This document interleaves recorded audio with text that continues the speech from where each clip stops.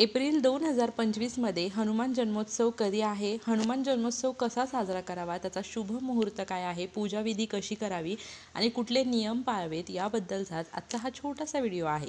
श्री स्वामी समर्थ. मी Priyanka all content या चॅनलमध्ये मी तुम्हा सर्वांचं मनापासून स्वागत करते. प्रत्येक वर्षी चैत्र महिन्याच्या शुक्ल पक्षाच्या पौर्णिमा तिथीला हनुमानजींचा जन्मोत्सव साजरा केला जातो. तो अतिशय जल्लोषामध्ये साजरा केला जातो.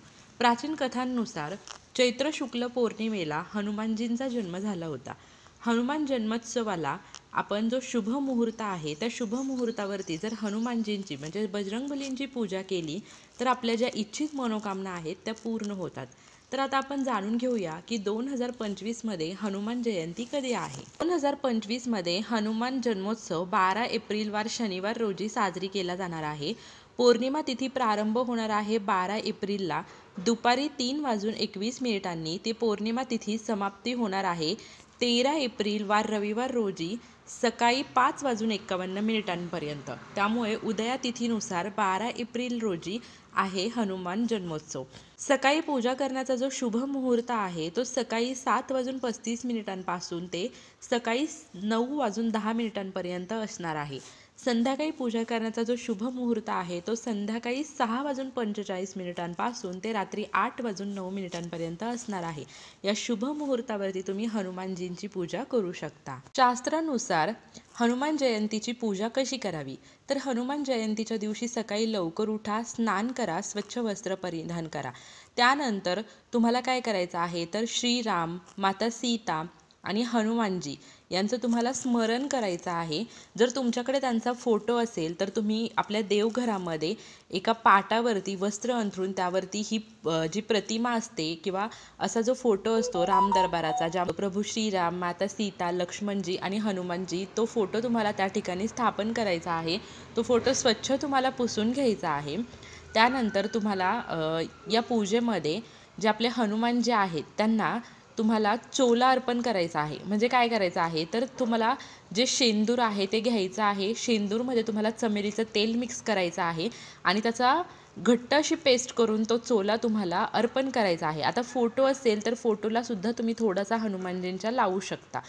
त्यानंतर तुम्हाला धूप, दीप, अगरबत्ती ओवाळून घ्यायचे आहे. तुम्हाला अक्षता वाहायच्या आहेत. त्याचप्रमाणे या दिवशी तुम्ही कण्हेरचं किंवा जास्वंदीचं किंवा गुलाबाचं फूल हनुमानजींना किंवा या राम दरबाराला तुम्हाला अर्पण करायचं आहे.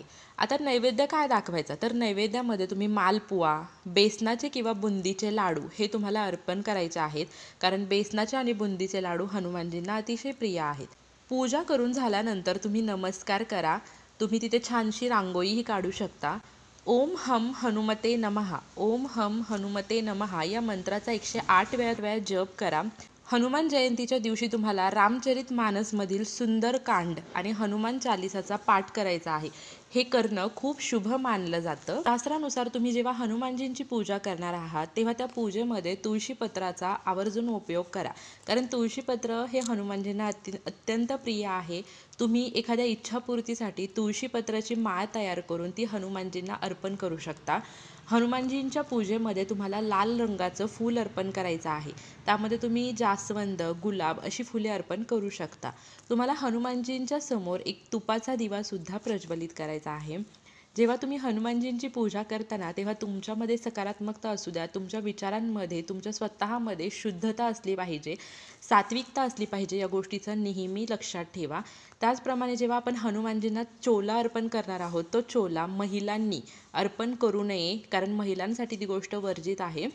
जेव्हा आपण मंगळवारी हनुमानजींची पूजा करतो, शनिवारी करतो, तेव्हा तामसिक गोष्टींपासून तुम्हाला लांब राहायचं आहे.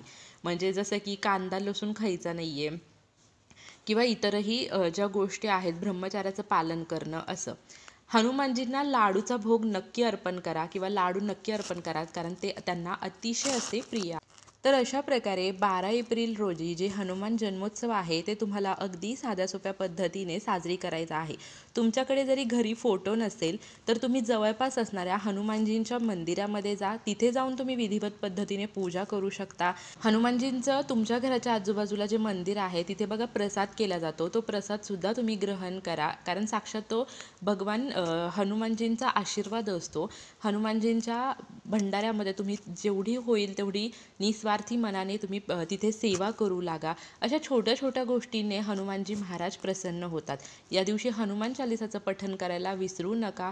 तुम्हाला जेवढं शक्य होईल तेवढं हनुमान चालिसाचं पठण या दिवशी नक्की करा. हनुमान महाराजांची कृपा तुमच्यावर आणि तुमच्या कुटुंबावरती सदैव राहील. तुमच्या सर्व इच्छा पूर्ण होतील, संकट दूर होतील. तर आपल्या कलियुगामध्ये लगेचच चमत्कार दाखवणारे, आपल्या इच्छा पूर्ण करणारे हनुमानजी महाराज यांचा हनुमान जन्मोत्सव हा अगदी जल्लोषात सर्वांनी साजरी करा. झालेली सेवा मी महाराजांच्या चरणी रुजू करते. व्हिडिओ आवडला असेल तर लाईक, शेअर, कमेंट नक्की करा. जय श्रीराम, जय हनुमान.